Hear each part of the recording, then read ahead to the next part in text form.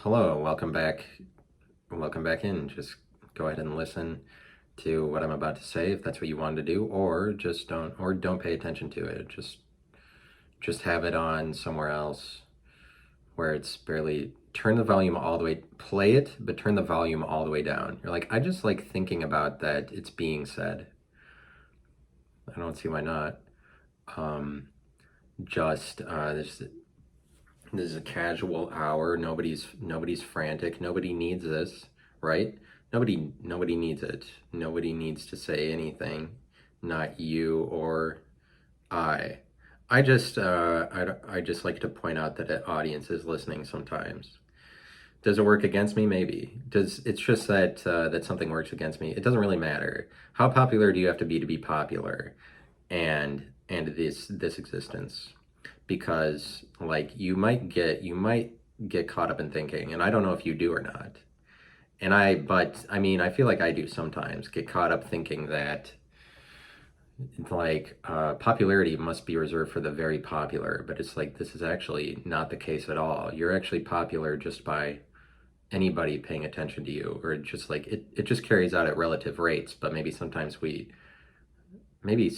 I treat it in this absolutist way but it's like in the world we live in where there's no end to the likes that you're going to get. How many likes do you have to get before people like you? And so this is like this hard-hitting uh, social media critiques on social media speak, but like how many likes do you get before somebody likes you? It's just like when you can never get enough likes. This I feel like is a reflection of a world that thinks that you have to be the only way you're popular is if you're the most popular, or so like this is the only thing. So only like it only exists this very high level of like virality. So like you shown to many people, very visible. Like as you can only be very visible or very successful in order for you to have been popular, you to make good on that. But it's really like if anybody was around you at all, you were relatively popular. But it's really more like just it's really more about in real life to some extent. I mean, as long as we play out that you're like seeing each other and shit like that, it's really the case that the most people that you're around physically is what makes you popular rather than like views or likes. But like because the world becomes virtual, then we look at popularity through that lens, through a more digital one, and then maybe it can magnify it to be like your popularity is only if you have all of the most of it. Then you're like, I'm not popular. I don't get 100 likes on it. But it's like if you got 12 likes on it, then you're relatively people-ish. And is that encouraging to you? I think that I think that it's just that being popular is about um, it's just that like you might find it in yourself or whatever. It's like you were already um, like the American dream. This is what I want to bring up. The American dream, it would state that is this lens of viewing things, that you're only popular if you're very popular. It's like you could be anything. That's the great thing about America, is that you could climb your way up to be anything, but it kind of treats it like, well, only once you reach the highest level of success have you achieved the American dream. And like you could be anything. And the American dream, and it's just like I'm spacing out right now. But it's like that where I'm spacing out. I guess I have to talk about something else. Oh fuck! I don't know what's happening in my brain. I can't control my thoughts. My life's coming to an end.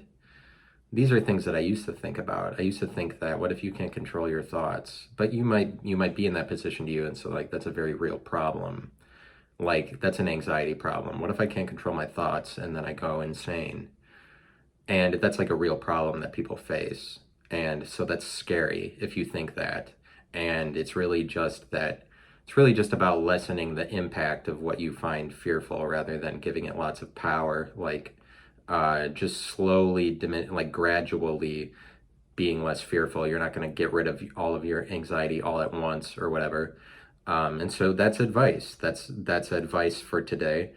Not everything I say is advice, so you know that. But here's the advice about my advice, is that not all of it is advice. And that's what you need to hear. But my advice to you is that you don't actually need to hear it. And if I say you need to hear it, it's relative.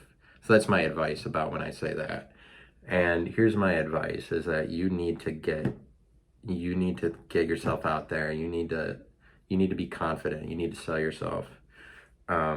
It's just one of those hours where I'm like, are you ready for an hour of confidence? Here it is. Are you ready for a confident hour? Oh, we saw through it. You weren't confident. Sometimes I think if I wasn't confident, I didn't even say anything. It's just like, that's another absolutist. Like, you have to be all the way confident, or else your message came across zero, or else you said nothing. No, I wasn't confident, so I'm a bullshitter. If you're not all the way confident, like in a job interview, oh, I was kind of shaky.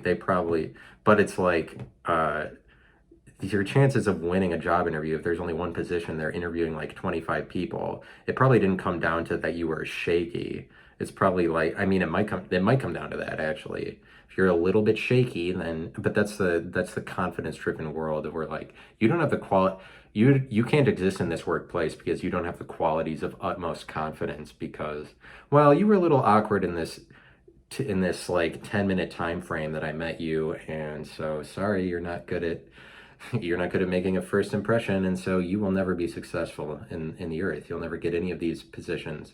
Good luck. You're just going to be more nervous for your next interview. And I don't know if that shouldn't necessarily encourage you, but the American dream is like, you have to go all the way. Like, anybody could make it, anybody can climb up the ladder, but it puts you in this position where it's like, oh, I didn't achieve my wildest dreams as I have the opportunity to do in America. And so I guess I'm a fucked person. I was born here and I couldn't even make good on it. Really, just, it's really like, as an American, then you're extra shitty. It's like, you had all these opportunities, you didn't make good on the American dream.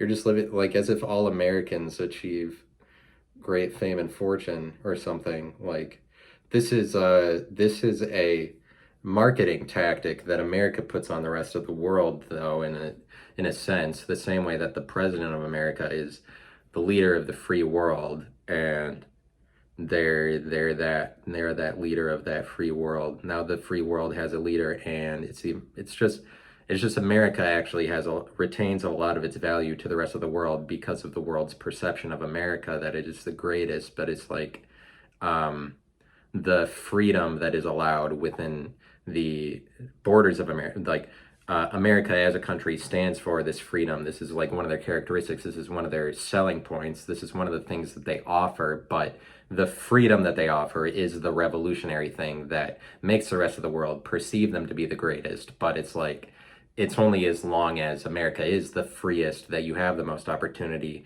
that America is able to sell them, if it actually pays off for them. And you see that it does, that we continue to be the greatest GDP, but maybe that has something to do with just the kind of people that came over and founded America were more adventurous. So they're probably more like, the people that founded America are more in the business of going out of the ordinary, because it's founded by the people who left England, the people who are going to go out of the familiar and the certain and into the unknown. And so as a result of that, I would say we have the highest GDP, because there's a lot of people who invent lots of shit. We have that because a lot of inventions are here, and it's like a hotbed for technology. And when it's like a new era of something, there's a lot of American influence in it, because I'd say that we're typically more inventors. We're typically more given to art. Like, maybe you'd say that it's more satanic. I think it is.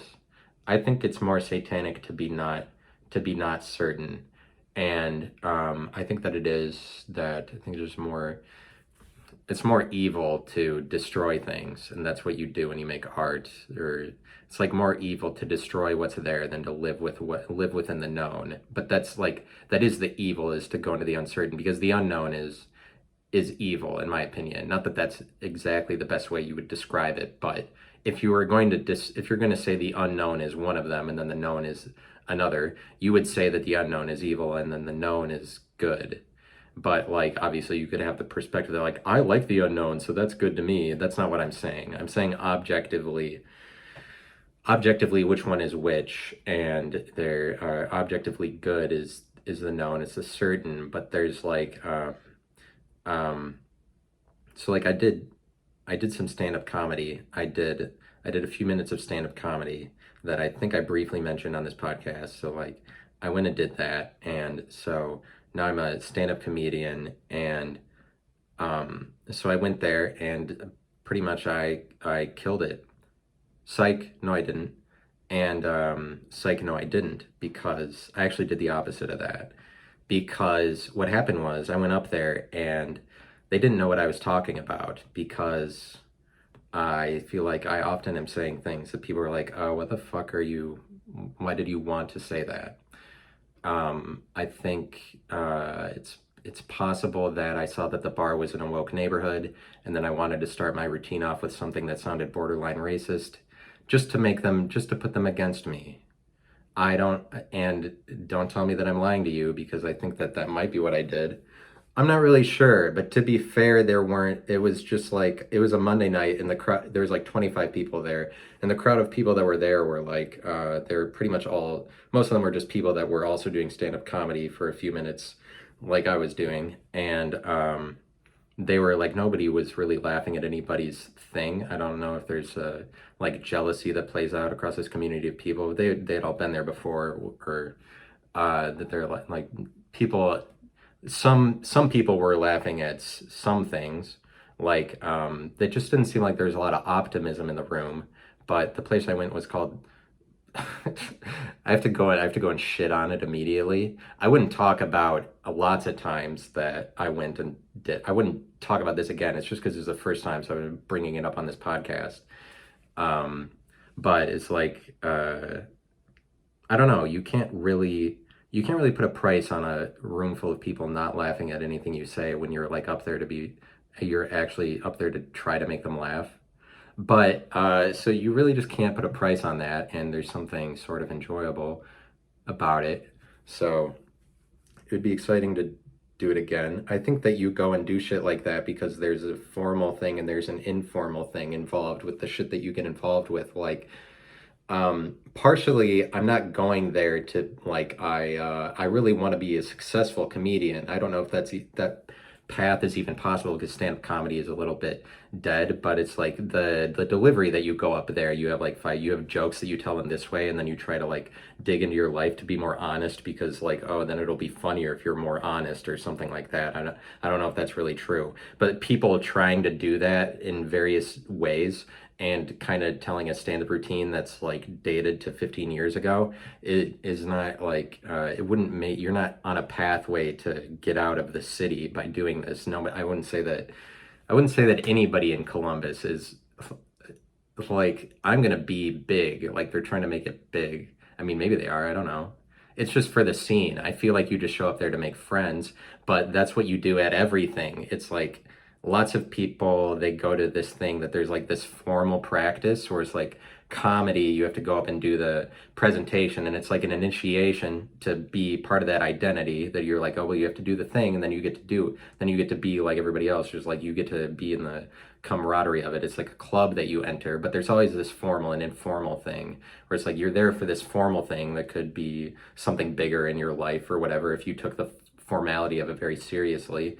And but then there's the informal element, which is like you're actually just there to make friends, and then the formal thing is kind of just this show, this it's this show, like this construct of, so to speak, where it's like, obviously this is just for fun. I feel like I do things like that to make friends with people, like more so than anything, because that's the way it is that you go and do. I think that you can go to Christian church for the same reason. It's like there's the formal thing, and like, but you might be there to make friends. You might just be there to make yourself some friends, or whatever, or whatever it is, or whatever. Or I don't know that I've said anything profound. I've been consuming a lot of conspiracy content recently. You might have understood that from the last episode that you heard. And it's just that I relapse sometimes when I go into that conspiracy. I'm like, oh yeah, I just get obsessed and consume lots of conspiracy. And I think that I hit rock bottom yesterday. I watched a 5 hour video delivered by some guy who won the X Factor in Australia in 2010, and he talked for 5 hours about how Freemasons are all Satanists, and then so that put me in a great state of mind. I felt good after that. I felt strong. It was like, oh yeah, I'm ready to take on the world. I'm ready to grab the world by the horns. Sure, like, but he's talking against Satanism, obviously. And he's talking from this Christian standpoint, and like actually from a revelation from the Bible standpoint. It's basically from the standpoint from which he was delivering this message, because his conclusion was that they're about to behead you or something, because he showed this picture of guillotine that Chanel made. He's like, look at this guillotine. They're planning to behead all of you. And I mean, I took it seriously for a little bit, but then I was like, I don't know about that. It's just that at the point that they like globalists take over and then they start beheading Christians, then I will know that Revelation was right. I will believe it when I see it. I think the picture he showed was just from an artist who designed a guillotine. That same artist, I looked into it, is known for making satanic art. But like, I think that there's some truth to what he's saying. I wouldn't be surprised if deeper levels of Freemasonry are that there's Satanists. I wouldn't be surprised if there's a lot of Satanists that are in secret, that secretively carry out their thing across the world. I think that would play out secretly, but because of how much I believe in Christianity's influence. But it's like, you visibly see a lot of Christianity. You see Christian churches everywhere, and it's just like, it's kind of understood that there's Christian influence, and that Christianity is relevant and present in the world. But it's the opposite for Satanism. But I feel like, seeing as that Satanism is the opposite of Christianity, I think that there is probably just as much Satanism in the world as there is Christianity, but based on the characteristics of Satanism, it plays out in secret. I think that that's the imperceptible to the perceptible Christianity. And maybe it's like, maybe Christians should think about what's going on in Freemasonry, that there's like Satanism, but you'd understand in a relatively Christian world. And this is something that the world should recognize, if it doesn't already. It should recognize the power that Christians already have, which is that we're all living on Jesus's timeline. And so it is plus 2021 years from when Jesus was born.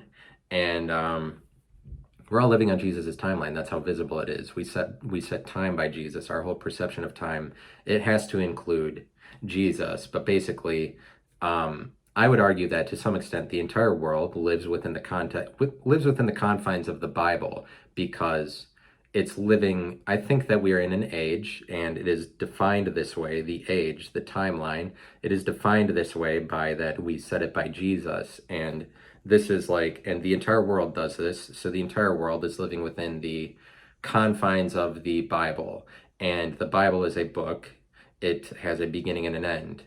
And it's like it's a story, and it's Jesus's story, essentially, because Jesus appears in the middle of it.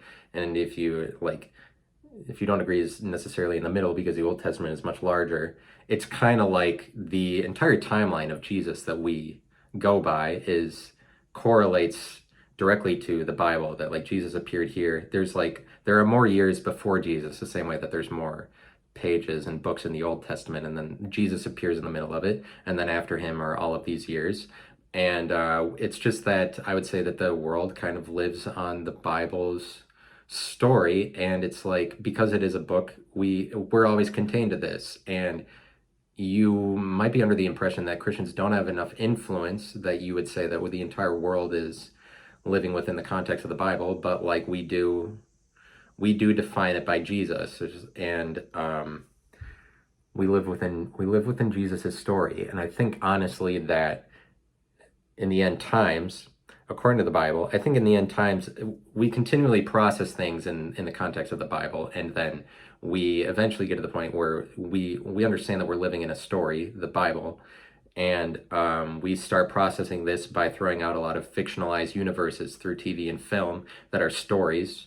And this is like we kind of come to terms with that. Oh, why are we making all of these stories and shit like that? But um, so it's like Christianity has enough influence that Satanists would have to go about it in secret, and a lot of powerful people in the world that got to where they did are kind of like already in the business of practicing Satanism, because Satanism is like along the lines of destroying things and recreating them, but like destroying things, but it's a more man-made kind of thing, where it's more about what man can do. And it would involve, like, if you were actually practicing Satanism, it would involve like invoking magic to create new things, or whatever, to like to harness some energy in order to create some new thing. Like, it would involve seeing yourself as a creator of sorts, as opposed to saying creation is not within you. And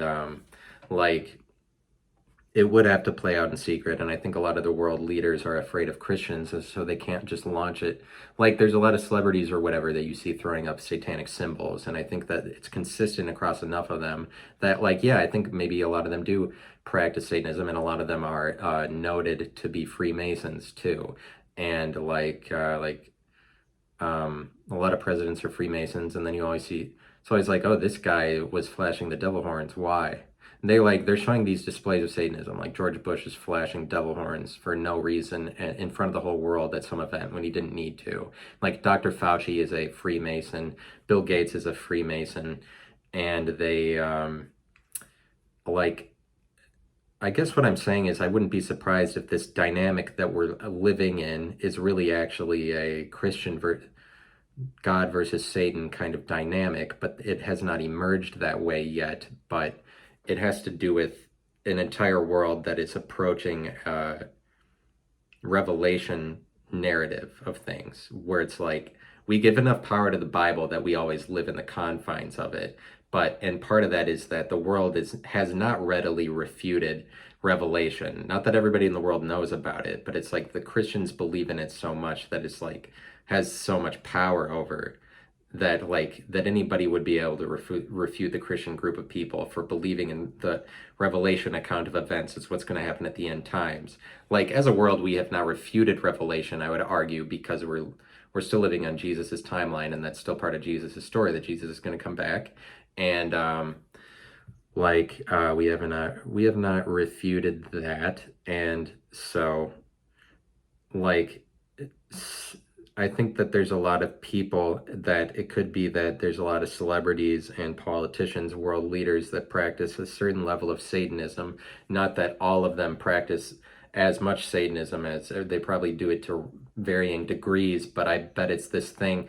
I could very easily see how it's this thing that they all believe in, where they're like, we're going to move the world forward. And like, that they might see it as a religious movement, like, we're going to move the world forward too, because Satan is better, because it's better to create your own things. But they probably see it as that the Bible is holding us back as humanity, because Satanism is. So let me tell you about this. Like, let me stop myself to.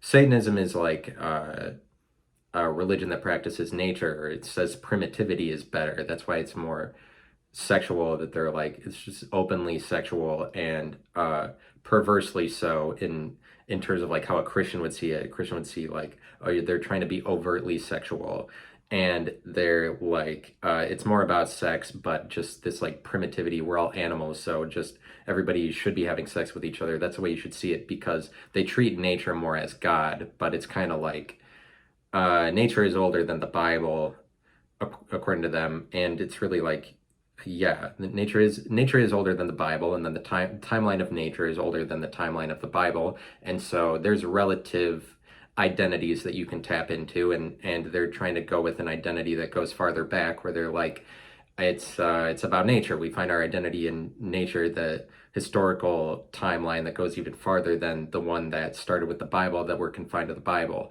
And so I wouldn't be surprised if there's a lot of people, because you can't come out and say that you're a Satanist, you understand. You can't be like, Satanism does not exist in the open, but you see that this is true because of the Like this further proves the kind of influence that Christians have. You can't, like, Satanism is just the opposite of Christianity, but it's like if there was a throng of open Satanists, they're detested enough that they can't be out in the open. But if it became the case that there's lots of Satanists out in the open, this would be like the defeat of Christianity, because the Bible, in the confines of it, it gives clues as to like, oh, these are the ways that you could, how do I put this? Like, it's basically like the Bible tells you that Satan is evil, and the rest of the world is going to see it as like we're kind of moving towards this thing where the rest of the world sees it as like the Bible, we're confined to it. How do you get out of what you're confined to? You go in the direction of what it says you're not supposed to do. You go towards Satan, and Lucifer is actually it means light bearer. And people see it as that's you follow after Satan, you're actually going to the light. But we're like, there's probably a regime that is slightly more totalitarian.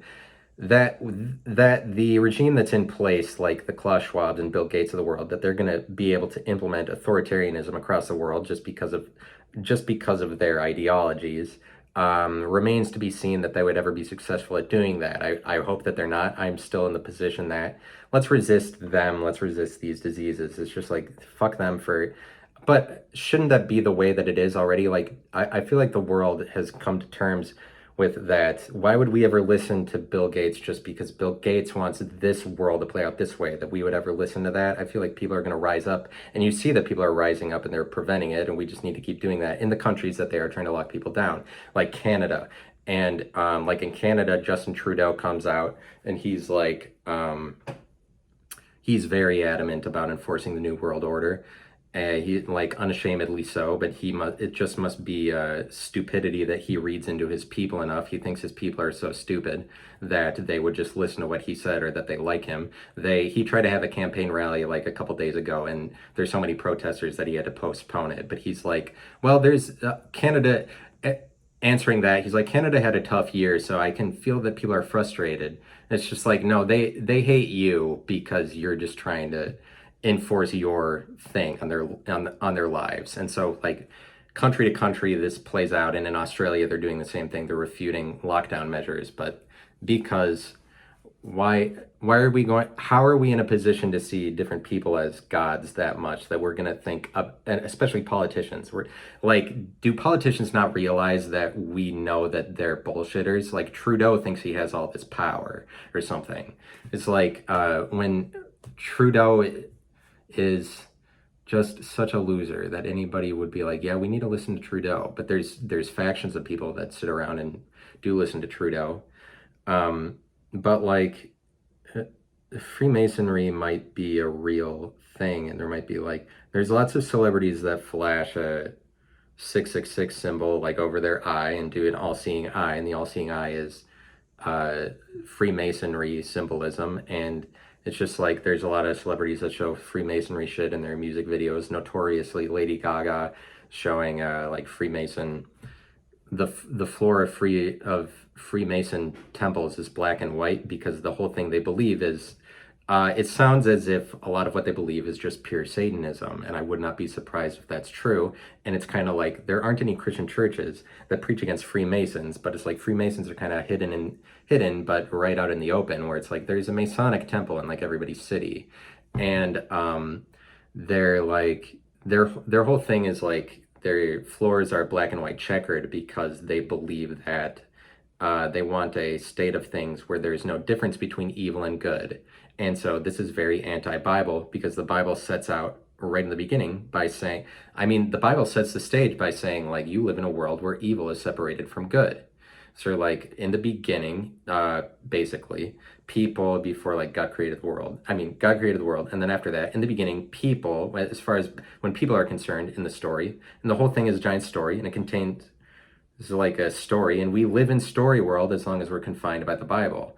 But like, they're like, you live in a world where the whole world that is set by the Bible is one where good is separated from evil.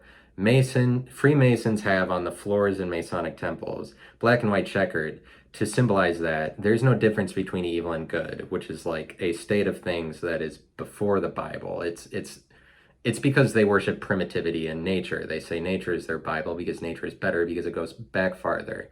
And like there's a lot of presidents and a lot of world leaders that have been Freemasons throughout the years. They set up these giant Stonehenge stones in Georgia. They're called the Georgia Guide Stones, and they erected them in like 79 or 80 or something like that. But they were, and it's mysterious who put them up there. They called the Georgia Guide Stones America's Stonehenge, but they sort of appeared one day. But they appeared because some guy using the pseudonym R.C. Christian paid for them to be put up in just some public place in Georgia. And they have 10 statutes on them. It's kind of like a satanic 10 commandments. And the first commandment is keep the world population at 500 million in accordance with nature. And this is like, I mean, you could see this is a satanic way of viewing things because it goes directly against what it says in just about the very beginning of the Bible, where the Bible says you need to procreate and fill the entire earth. But this is like this takes a stand against that with the first commandment. This commandment that's etched in stone on this thing, allegedly what people think is that it was Freemasons because they forked over them, like the guy who was making the stones that they had to come to. Like R.C. Christian went to this guy to make them the stones or whatever, and then the guy gave a really high price. He's like, oh, they're never going to pay that, but they paid it right away because they had tons of money because they're like a religion because they're the Freemasons. And it's just that there's that Freemasonry. And this guy that I was watching pointed out that it's because he used to be a Freemason. This guy that was talking about how Freemasons are Satanists, he said that it's their religion to keep it a secret. So it's their religion to keep it a secret, and so like the secrecy is what defines it. But it's like, I mean, I just feel like it's kind of rightfully Satanist just by that it has to carry out in secret. But it's kind of like I wouldn't be surprised if there is this Freemasonry in it. It's like to the extent, because as long as it remains undefined, it will exist in this place that we don't know it, as long as we haven't figured out what it is. Like the rest of society doesn't see what it is, but like as long as it's keeping itself secret, it kind of has to do with like has to do with keeping secrets. But it's kind of like I would say that it's like Scientology, but it's a better version of Scientology, and it's like a Scientology that we haven't figured anything else about, the same way that like 15 years ago everybody was oblivious to what Scientology was doing, and then over time a few people came out and said this is what it is, and then it kind of and then somebody makes a documentary about what goes on in Scientology, and then it spreads to the rest of the world that like, oh, there's a lot of bullshit going on in Scientology. It's like people are just like in a science fiction novel written by a guy or whatever. And it's like Freemasonry is a better version of Scientology because it still lasts to this day and is still completely undefinable, that like, and nobody's coming out and saying anything about it. But it's like, it's one of those things that can become like Scientology, where we're like, we figure out what's going on, but it hasn't reached that level yet because they exist in this undefinable place where people, they're secretive always, but they're relatively better at keeping their secrets because their religion emphasizes keeping it a secret more so than like Scientology would or anything like that. But it's like they have a lot of power. But the kind of thing that I'm saying is that the world is going in a perverted direction already. Maybe you recognize, and it's like Christians are always tuned into this. There's like Lady Gaga is a Satan worshiper. Well, she probably is. Like celebrities probably do worship Satan at some level, I bet. But it has to do with that they kind of take part. They take part in this religion where they're like, it's a better religion to be to primitivity and nature. Not that they're all like totally like worshiping Satan, because that would be a slightly different thing. But some of them probably are. But it's just that they're like Satan Satan is one of those things that if you're in the Christian church, they're like, you can't intersect yourself with Satan at all, even if you're saying something that you're like, if you're taking a stance that you're not absolutely against Satan, I feel like Christians are going to equate you with Satan. If you're not completely against him, they're going to be like, well, you are that. And it's a thing like gay people too, that they're like, if you're not completely against gay, then you are that 100%, because they treat Satan in this absolutist way. And it's just that I think that the world is in the business of treating Satan like he's not this absolutist thing. And but we as a world are pretty far from saying you could be a Satanist, the same way that we used to be far from saying like, oh, you could be gay and do that out in the open. But it's kind of like, it's because the world heads in a direction of perversion that there are that at some point then gay is acceptable. But I'm saying like pervert, you wouldn't have to see it as that's the worst thing ever. It's like perversion is like destruction and then rebirth. Destruction of what exists and then rebirth of it is like you're perverting the world or whatever. Like so, and I say that to get out of like, don't tell me I'm saying all gay people are perverts or something. I'm saying like a perverted direction is a Satanist one, but we're like heading in this direction in the world. And you see that with people like Lady Gaga, because she might just be trying to pervert the world because she likes destruction. But like not, and it might not be that intentional. It's just that like from a Christian perspective, you always see Satan as the most evil, because you'd be like, all those Satanists, that if they are secretly there, they're doing it completely intentionally, but really it's more like they think that they're doing good or whatever. And like they think that they're doing good, but there's those Georgia Guidestones, and they were made by a guy who had the pseudonym R.C. Christian, and R.C. Christian is like stands for as far as people know, they're like that person was talking about Christian Rosencruz, and that guy has ties to Freemasonry, and so they're like, it was probably Freemasons that did this, and it probably was. And so it might be the case that a bunch of Freemasons run the world and they want to impose an authoritarian state and slaughter a bunch of people because they want to keep the population at 500 million. I guess that's a possibility. And it's possible that it is this big Satan versus, like, it's this Satan versus Christianity dynamic where they will specifically be trying to kill Christians, and like this is how Christians would view this dynamic. This is what Revelation is talking about. But it's like the Bible is such a profound book that it even talks about it probably will predict the end times accurately. And so this is like it's like the rest of the world, celebrities and politicians they probably detest Christianity because it limits them from doing what they want or whatever it is. But I'm telling you that this is the world that we're heading towards. This world that's defined by games. So it's like people are trying to make it so that you can do whatever you want. It's like, we're not going to live in a world where you have to work or sign on to these contracts or whatever. We're just going to make it where everything is fun, which is like a more Satanist idea that there isn't something that you're held to. It's the world is trying to go in a direction where they're no longer limited by the confines of the Bible. They're trying to do away with it in lieu of saying that our identity is stronger further back in just being in nature, because they're like, nature is better than that. Nature is our Bible. Do Satanists. And like I feel like that this would happen. What from a Christian perspective, what you would want to see is if like, are they really going to roll out some guillotines and start beheading people, or is like is Revelation predicting things exactly as it's going to play out? Because I think that it's possible that we are nearing a revelation period of time as the Bible said it. It's just that like, if the Bible is not really what defines us as humans forever, then it will not play out as Revelation said. But and seriously, but if it doesn't, then that shows that the world is just moving on to follow Satan. But they're like, Satanists are trying to enact a Satanist world where and they have to live in secret because they're worried about Christians.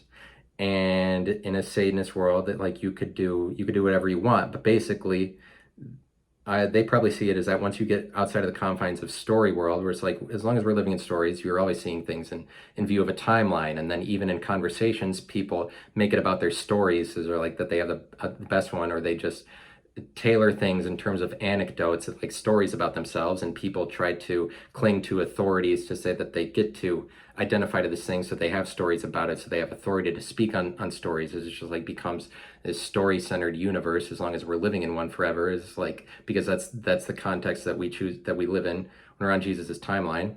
And like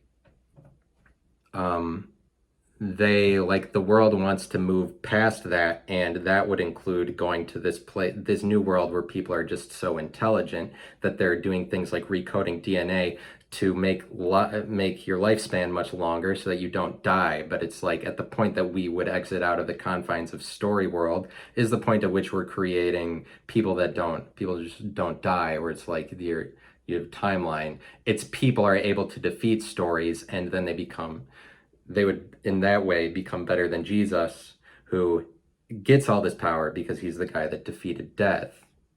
And so this is what the world that the world wants to enact. And you see that this is happening because of our technological advancements are getting us to the point of doing things that are kind of scary, or like cloning humans. Like, this crazy shit could happen. I think it doesn't, because of Christianity. And like, it's kind of like comedy. We've spent the last 40 years consuming so much comedy, and that's been our focus. And I think that is a more Christian world. I think a more Christian world is funnier, because I think it is. And I think that Christians can be funnier than worldly people, because people in the world they always see things the way that they are. And then when somebody is a comedian in the world, they're like profoundly funny. But like, I feel like a lot of Christians are always, they're always funny. They're more in the business of trying to outdo each other. And you're seen as more of a non-factor in the Christian world if you're not funny at all, I think. And but that we consume comedy in the world, like, is this a Christian thing? Not necessarily, whatever. But like, so we've been consuming comedy for a lot over the last 40 years, like stand-up comedy, really big industry, YouTube, viral videos. Once YouTube comes about, just people watching funny shit on Netflix or whatever, lots of consumption of comedy. And we're kind of reaching this point where like things are barely funny anymore, or that somebody could be popularly funny or publicly funny is very difficult. And it kind of has to do with the overfishing of comedy. So we got rid of that, or something like that. But basically, the opposite of comedy is tragedy, and I wouldn't be surprised if we are graduating to a more horrible world.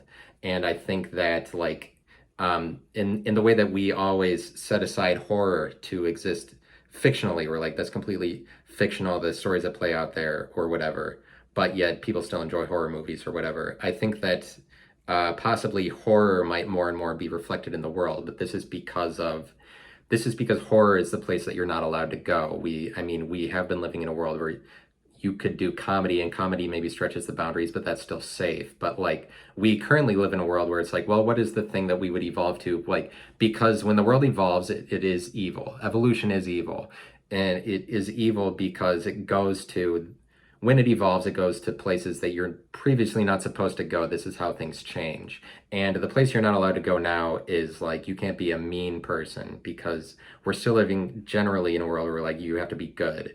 But you can't be mean person. All of the undefinable areas in the world are like, not all of them. It's just that there's a lot of undefinable areas in the world that exist in terms of like the paranormal. Like, what is it with all these reports of haunted dolls and shit like that? Like reports of haunted dolls, reports of possessions, but of people capturing voices on devices. And nowadays there's just a lot of regular people that have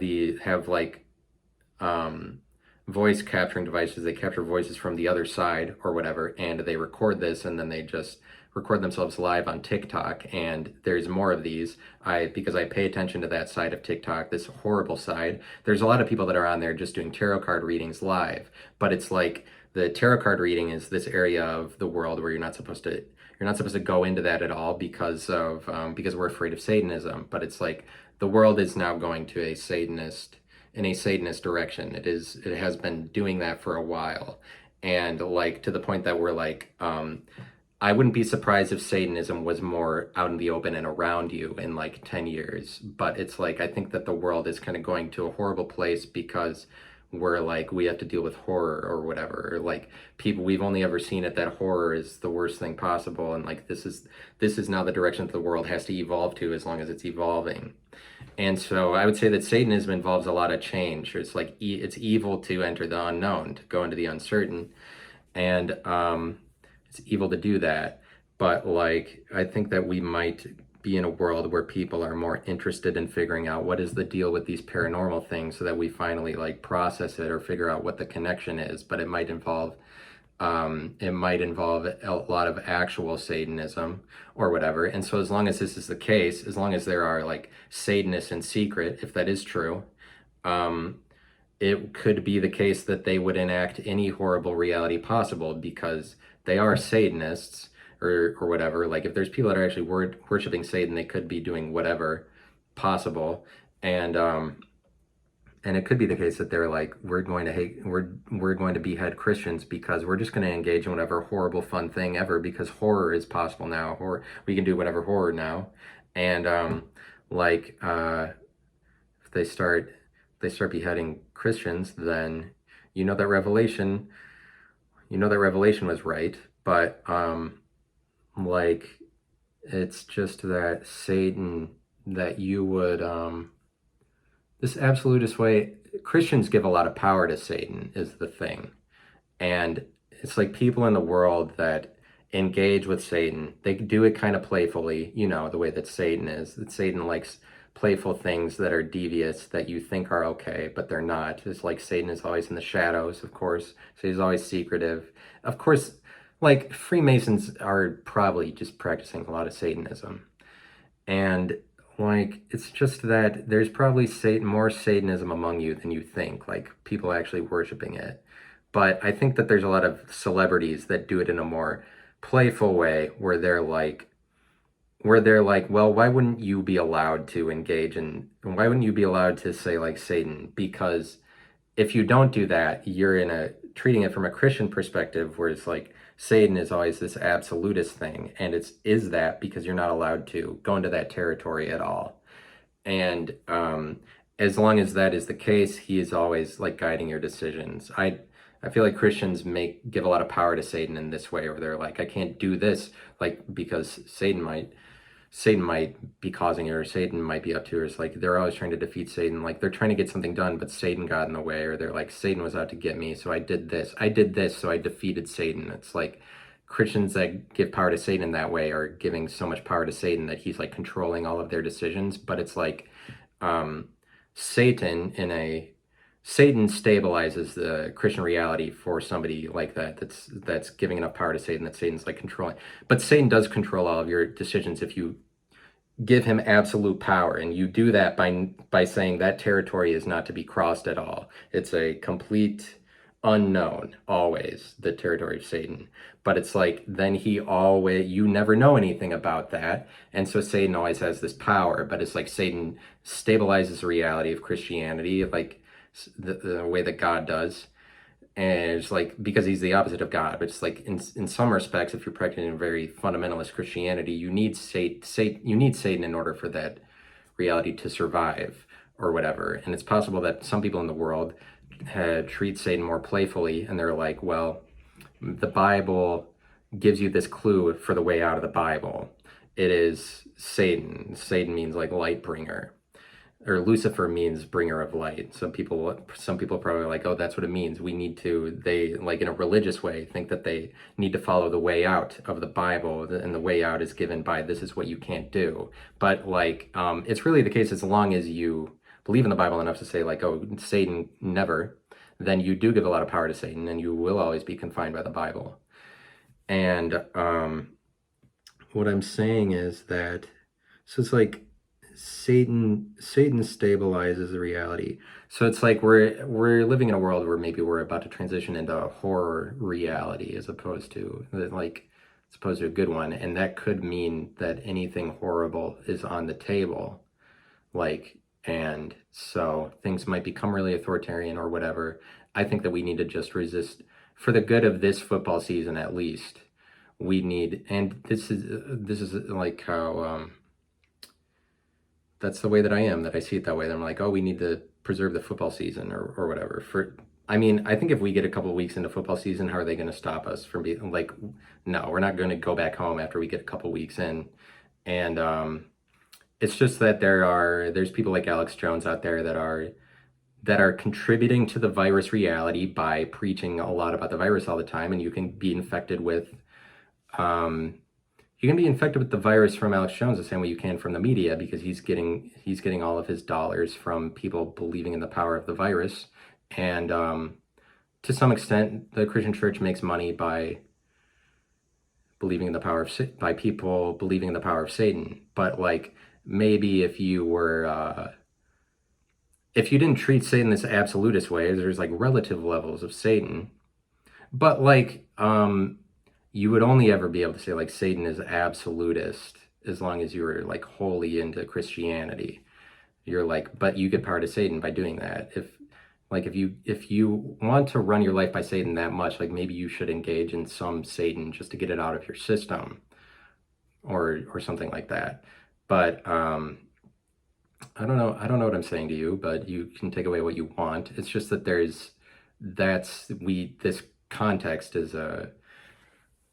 this context that we're living in is kind of like, we would have to get to a point where we were like, it is now Christians versus, but you would think that it would never be like Christians versus Satanists, because there's no such thing as lots of people practicing Satanism. But I think that they do, and they do it in complete secrecy, but that the world is slowly being taken over by Satan through, you see this through like entertainment, like, and the way that everybody's so evil. But it's just that maybe that is a natural progression of things. And I'm just trying to tell you what Satan is like and what they're doing. And it's just that, and I wanted to say, Kanye West is allegedly a Freemason, but he says Jay-Z is his greatest role model, and Jay-Z is like a much more very noted Freemason. I didn't look up to see if Kanye West was a Freemason. Actually, let me look that up right now. Let me see if there's anything. I wonder if, but Fauci is a Freemason. I think I already said that. And I don't know, just watch out for the Freemasons in the world. Kanye West, and then after that I type in Freemason.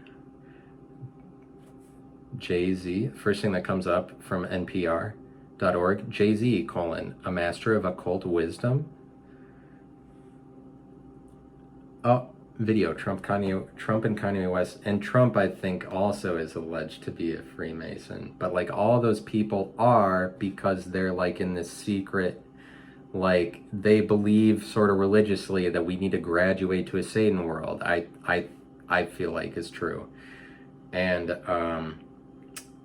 just so you know. And so there's like Jay-Z, a master of occult wisdom. Okay, so there's a video apparently showing Trump and Kanye West sharing a Freemason handshake, because they have this handshake, and a lot of these world leaders will like flash a devil horns or do a Freemason handshake, do lots of Freemason symbolism just on their own time, all the time, just to show you for whatever reason. Because I've never taken a picture for fun where I'm covering one eye or doing a 666 over one eye. Like, that doesn't come about naturally for me. I'm not like, oh yeah, that's like a fun picture everybody takes. And but like all these celebrities do. And like, I feel like Kanye West is more like that. You're gonna watch like when he's doing one of his services out in Wyoming, out in the open in the daytime, that you're not going to look at that and think it's a little bit of an occult type of thing, especially when there's overhead shots of like, there's all these people there's all these people positioned in a circle around a smaller circle, and then like something in the middle. And then if you look at it from an overhead shot, it's an all-seeing eye and stuff like that are Christians always going to overlook that and be like, oh no, he loves Jesus. He He loves God. Like, I feel like you would want to question the kinds of things that he does, especially when in his new concert he has all these people running in a circle around him chanting. I don't know if that also looks like an all-seeing eye, but he does this all-seeing eye thing and has done it in the past. I feel like Kanye West is somebody who maybe he feels convicted. So it's like I wouldn't say that all celebrities are very Satanist, because I think Kanye West is somebody that it's like it's not like he's been enacting a vision of Satanism his whole life, but he might still like Freemasonry, or he might still like it a little bit. But I perceive him to be somebody who feels convicted about telling Christians that it's okay to be relatively Satan-ish. I think that that's something. So the kinds of things that he does are more to alleviate a Christian body of people out of their servitude and let them know that they're allowed to do things that they want. I feel like is what he feels tasked with or something, and in that way he's a bit more anti-Christian than he is Christian. But like, and this is the kind of thing that plays out in the world, that it's like somebody like him, if he was to say that any Satan had anything to do with it, obviously all hell would break loose in terms of people like perception of him. And I don't know that you're not, that's like fundamentalist Christianity, that you would not take a stance completely against Satan. That is a message from the pit of hell, that you would even consider for a second that Satan isn't the greatest evil, you know? And it's whatever. I think that that's something that Kanye West does. But also, I would like to point out that, so let me look up if Jimi Hendrix was a Freemason, because that's someone else that's what that guy said was a Freemason. Jimi Hendrix, Freemason? Jimi Hendrix at Masonic Hall, 1968. Oh, he was at a Masonic Hall. He had to be one. But basically, this guy was saying that we're the most famous Freemasons in the world. And, okay, so I'm looking up this article. We're the most Freemasons. It's like Gordon Ramsay. Jay-Z, this article says who are the most famous Freemasons in the world. It says Jay-Z, Nas, Kanye West.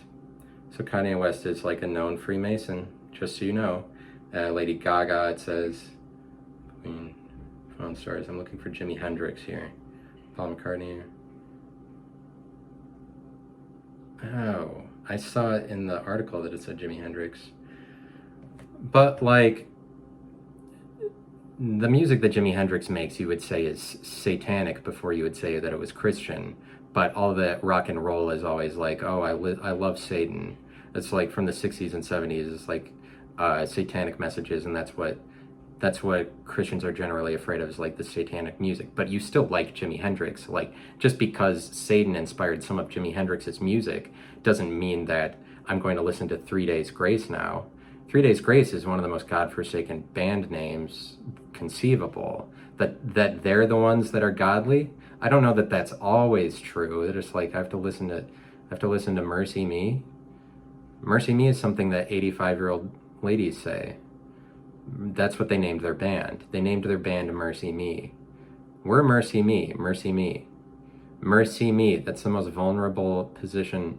You're going on stage, you're singing to people, but in a Christian context, you could just overlook that. Like, well, we're Mercy Me because we're called by God. It doesn't matter what our band name is. 3 Days Grace. They couldn't have done worse. We're 3 days removed. But I guess they're probably just talking about Jesus, right? They're probably just talking about Jesus the Lord. And so, and I will end by saying this other message from the pit of hell, which is that, what if the Bible, what if like the Bible was written by evil forces, and when they tell you that Jesus saved you, that he's actually confining you to a reality of the Bible for forever. Like he's actually confining humanity as long as people believe in the power of that. So, like, I'm just saying, how would you know? Or how would I know?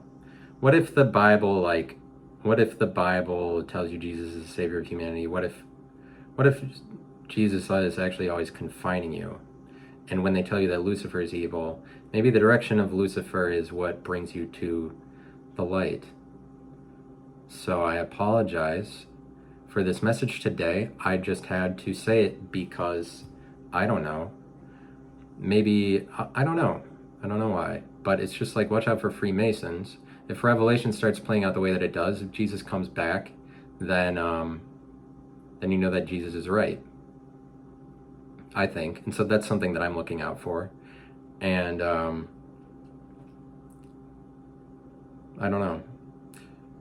Just whatever. I don't pertain. I would never be like in the business of worshiping Satan or anything like that.